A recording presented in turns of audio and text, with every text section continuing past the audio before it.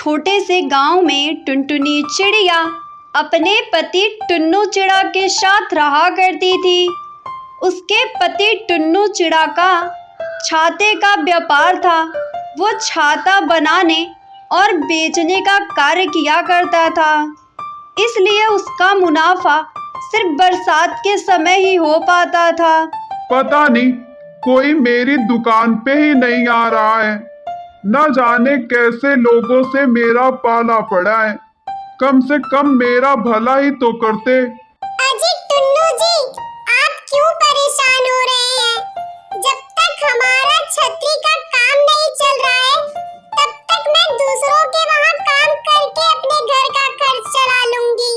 टुनटुनी, मुझे अच्छा नहीं लगता तुमसे काम करवाना, लेकिन मैं क्या करूं? मैं मजबूर हूं, कुछ कर भी नहीं सकता। ऐसे ही दोनों पति पत्नी काम करके अपना घर चलाया करते थे। रमेशपुरम गांव में बहुत सारी तकलीफें होने लगी थी। सुंदरी, पता नहीं हमारे गांव को किसकी नजर लग गई है। कल अचानक से कितनी तेज धूप हो गई। हाँ जी टुन्नू जी, और आज तो इतनी तेज बारिश हो रही थी कि बदलते मौसम के कारण बच्चे बीमार हो गए हैं।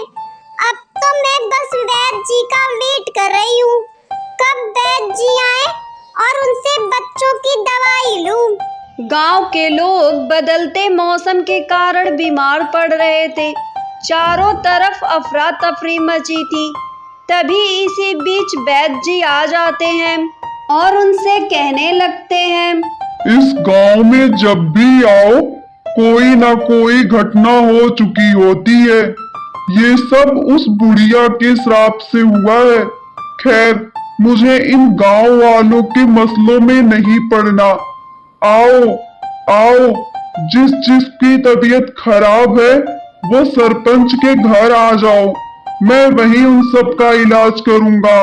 सभी गांव के लोग वैद्य जी को दिखाने के लिए सरपंच के घर जाते हैं। वहां जाकर देखते हैं कि सरपंच की बीवी एक बड़ी बीमारी से जूझ रही है। ये देखकर गांव के लोग उदास हो जाते हैं। मेरी हालत दिन पर दिन खराब होती जा रही है। अगर ऐसा ही चलता रहा तो मेरे प्राणों का कुछ भी हो सकता है। अब आप चिंता मत करिए, मैंने कुछ दवाएं और इंजेक्शन लिख दिए हैं। बस आप उसे टाइम पर लेते रहिएगा, आप बहुत जल्द ठीक हो जाएंगी। तुम मेरे गांव वालों का ध्यान रखो, किसी भी बच्चे या बूढ़े को कुछ भी नहीं होना चाहिए। आप उसकी चिंता मत करिए, मैं बहुत अच्छे से सबका ध्यान रखूंगा। वैद्य जी गांव के सभी लोगों का इलाज सरपंच के घर पे ही करने लगते हैं। इधर बारिश बहुत तेज हो जाती है। पूरा गांव पानी से लबालब भर जाता है। लेकिन उसी गांव में टुन्नू का घर था, जहां पानी की एक बूंद नहीं गिरी थी। ये देखकर गांव के सभी लोग दंग रह जाते हैं और उसके घर जाकर उससे पूछने लगते हैं, आपके घर बारिश क्यों नहीं हो रहा है टुनटुनी बहन? कौन सा जादू टोना की है अपने घर पे? पता नहीं मीनू बहन, ना तो ज्यादा बारिश होती है मेरे घर पे, ना ही ज्यादा धूप होती है। ये बात मुझे भी समझ में नहीं आ रही। कोई ना कोई बात तो जरूर होगी। टुन्नू भाई, आप लोग भाग्यशाली हो जो आप लोगों को ये वरदान मिला है। कहाँ भाग्यशाली हूँ मीनू बहन, हम दोनों को दूसरों के घरों में काम करना पड़ता है, तब जाके हमारा घर का खर्च चल पाता है। तभी वहां पर वैद्य जी आ जाते हैं और टुन्नू के घर बारिश न पाकर कहने लगते हैं, हे भगवान, तुम इस गांव के कर्ता धर्ता कैसे हो सकते हो?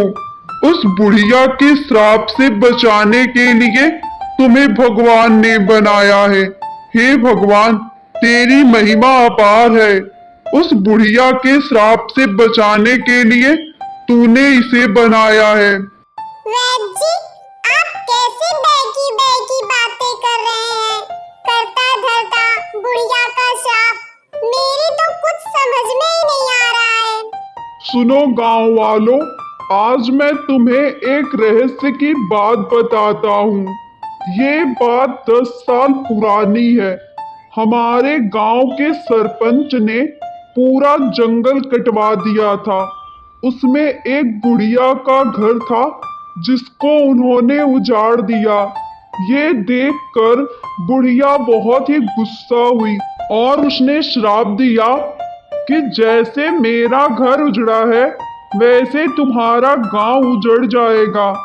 तब सरपंच ने उस बुढ़िया से माफी मांगी।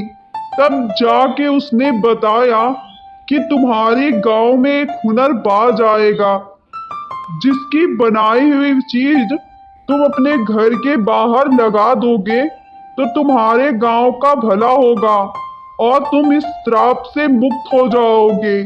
आखिर मुझ में ऐसा कौन सा हुनर है जिससे मैं गांव का भला कर सकता हूँ?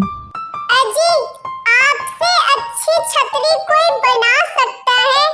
आप अपनी एक छतरी दो, मैं आपको समझाती हूँ। टुनटुनी टुन्नू से छाता लेकर एक घर के पास लगा देती है। मानो वो छोटा सा छाता पूरे घर को ढक लेता है। ये देखकर गांव के सभी लोग दंग रह जाते हैं। उसके बाद गांव के सभी लोग टुन्नू की बनाई हुई छतरी लेकर अपने अपने घर के बाहर लगा देते हैं। मानो वो छोटी सी छतरी उनके पूरे घर को ढक लेती है। ये देखकर गांव के सभी लोग बहुत ही खुश होते हैं और गांव में फिर से बहार आ जाती है और सभी अपनी अपनी जिंदगी खुशी खुशी बिताने लगते हैं।